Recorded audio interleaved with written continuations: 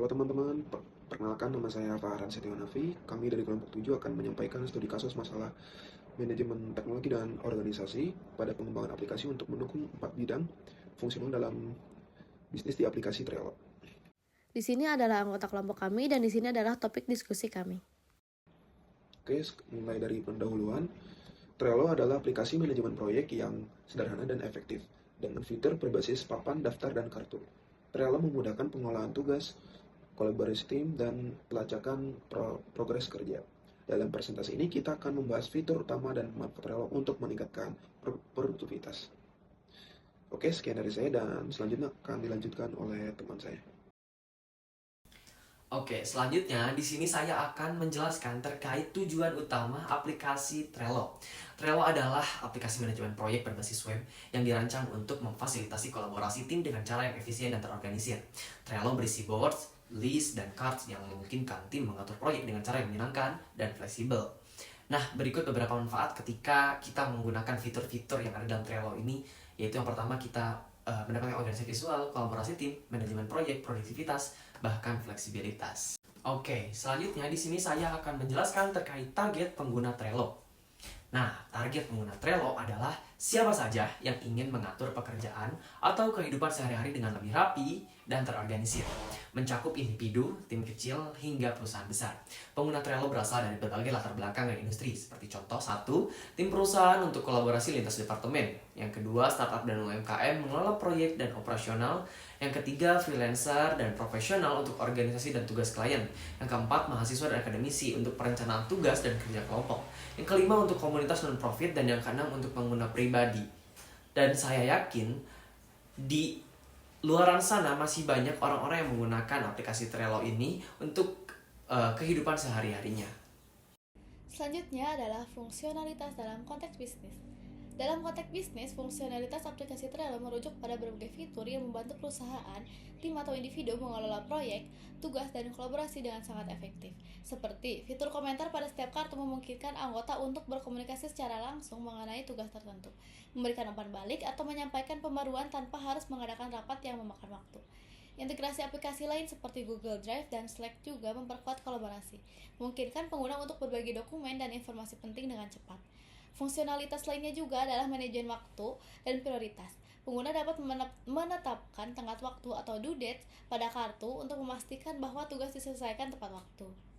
Selanjutnya, Trello juga menggunakan sistem papan atau board, daftar atau list, dan kartu atau card untuk mengorganisasikan pekerjaan. Setiap kartu dapat memiliki tanggal atau deadline untuk memastikan tugas selesai tepat waktu. Selanjutnya, pendekatan solusi pemasaran. Pemasaran efektif adalah kunci untuk menarik dan mempertahankan pelanggan. Pendekatan solusi dalam pemasaran mencakup beberapa aspek penting seperti yang pertama, analisis pasar. Analisis pasar adalah melakukan riset pasar yang komprehensif untuk memahami tren industri, perilaku konsumen, dan kebutuhan pelanggan. Dengan informasi tersebut, perusahaan dapat mengidentifikasi peluang dan ancaman di pasar, serta merumuskan strategi yang lebih tepat sasaran. Yang kedua yaitu segmentasi pelanggan. Adalah mengelompokkan pelanggan berdasarkan karakteristik tertentu. Misalnya, kampanye iklan yang ditujukan untuk generasi muda mungkin berbeda dari kampanye iklan yang ditujukan untuk konsumen yang lebih tua. Yang selanjutnya yaitu penggunaan digital marketing. Di era digital marketing ini, pemasaran online menjadi sangat penting. Ini mencakup penggunaan media sosial, SEO atau Search Engine Optimization, PPC atau Pay Per Click, dan email marketing. Yang keempat yaitu pengukuran kinerja, menggunakan metrik dan KPI atau Key Performance Indicator untuk mengevaluasi keberhasilan kampanye pemasaran.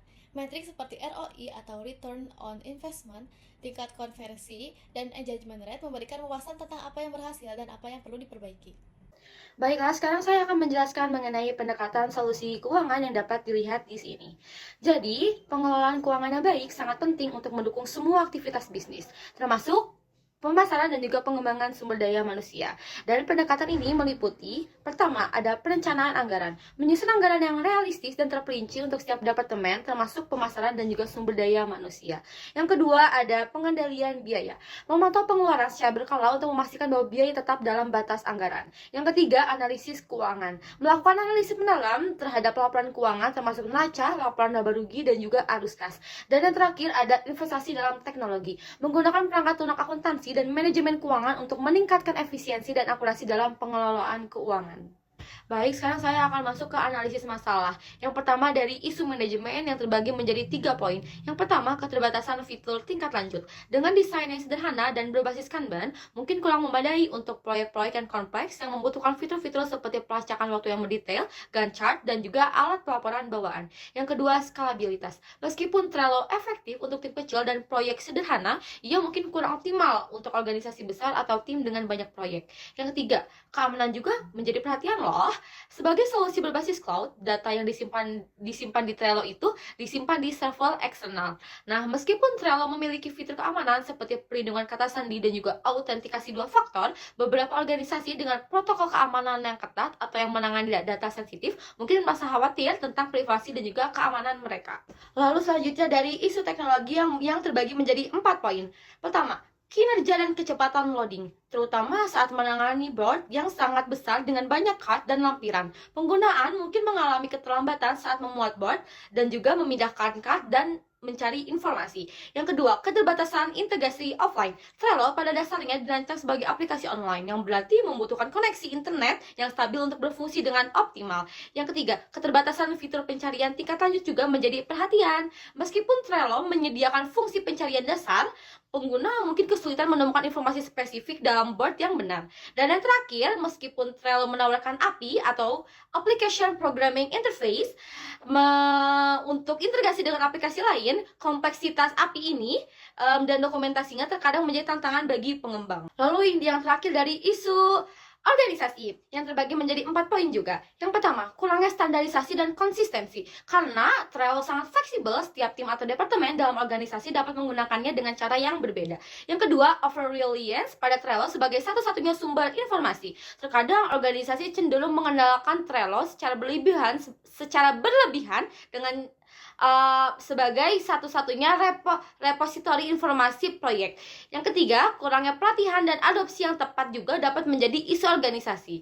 Jika pengguna tidak dilatih dengan benar tentang cara menggunakan Trello secara efektif, mereka mungkin tidak bisa memanfaatkan fitur-fiturnya secara optimal atau bahkan salah menggunakannya. Dan yang terakhir, permasalahan komunikasi dan koordinasi juga dapat muncul jika Trello tidak diintegrasikan dengan baik ke dalam alur kerja organisasi. Trello 10 hanya sebuah alat dan efektivitasnya bergantung pada bagaimana dia digunakan untuk memfasilitasi komunikasi dan koordinasi antar anggota tim. Di sini saya akan menjelaskan 2 slide. Slide yang pertama ada pendekatan solusi sumber daya manusia, dan yang kedua ada kesimpulan. Nah, kita jelasin satu-satu ya. Di slide pertama, solusi sumber daya manusia terdapat 3 poin. Poin yang pertama ada rekrutmen dan seleksi. Nah, rekrutmen dan seleksi itu penting banget buat cari teman-teman kerja yang pas. Pertama, perusahaan harus tahu dulu butuh orang seperti apa. Terus, perusahaan pasang iklan di internet dan sosmed biar banyak yang tahu. Kalau ada yang lamar, ajak ngobrol dan tes dulu biar tahu cocok enggaknya sama kerjaan yang teman-teman di kantor. Jadi teman-teman kerja bisa kompak dan kerjanya lebih bagus. Nah, poin yang kedua ada pelatihan dan pengembangan. Nah, di sini pelatihan dan pengembangan itu biar teman-teman kerjanya makin pinter dan jago. Caranya, perusahaan lihat dulu nih teman-teman kerjanya butuh belajar apa. Terus buat program latihan yang seru, kadang di kantor, kadang di tempat lain. Setelah selesai latihan, perusahaan baru tanya-tanya gimana pendapat teman-teman kerja, biar tahu latihan itu berhasil atau enggak. Jadi teman-teman kerjanya bisa terus belajar hal baru dan semakin hebat. Begitu. Nah, poin yang ketiga ada manajemen kinerja.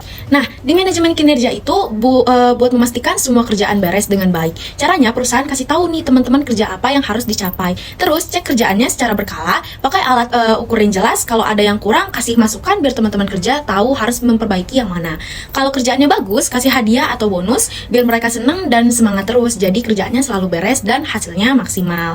Nah, kita masuk ke slide yang kedua, selanjutnya yaitu kesimpulan. Nah guys, nih kesimpulan yang dapat kita ambil itu Trello itu alat buat manajemen proyek yang bikin kerja tim jadi lebih gampang. Trello punya tampilan visual yang gampang dimengerti. Jadi semua orang bisa pakai tanpa pusing. Di Trello kita bisa bikin papan, terus di dalam papan ada daftar dan di dalam daftar ada kartu-kartu tugas. Jadi semua tugas bisa diatur rapi dan semua orang tahu apa yang harus dikerjakan. Tapi Trello punya beberapa keterbatasan loh. Misalnya fiturnya nggak terlalu banyak, jadi kadang kurang lengkap buat proyek yang besar banget. Terus kalau proyeknya makin besar, Trello bisa jadi agak lambat atau kurang pas. Soalnya keamanan datanya juga harus berhati-hati karena nggak sekuat alat lain yang khusus buat itu. Nah, supaya Trello bisa dipakai maksimal, perusahaan harus bikin panduan cara pakainya. Jadi, semua orang tahu gimana cara pakai Trello dengan benar. Terus kasih pelatihan juga biar semua teman-teman kerja jadi jago pakai Trello. Dan kalau bisa, Trello dihubungkan sama alat lain yang sering dipakai, biar kerjanya jadi lebih efisien dan semua alat bisa saling bantu. Jadi, dengan cara ini, Trello bisa membantu kerja tim jadi lebih lancar dan teratur. Nah, berhubung saya menjelaskan slide terakhir, jadi saya akan menjadi penutup untuk sesi pemaparan materi ini. Semoga bermanfaat untuk yang mendengarkan, dan jika ada kesalahan dan kekurangan, kami mohon maaf, dan kami akan mengusahakan untuk menjadi yang lebih baik lagi untuk kedepannya. Kami kelompok 7 pamit undur diri. Wassalamualaikum warahmatullahi wabarakatuh. Bye-bye.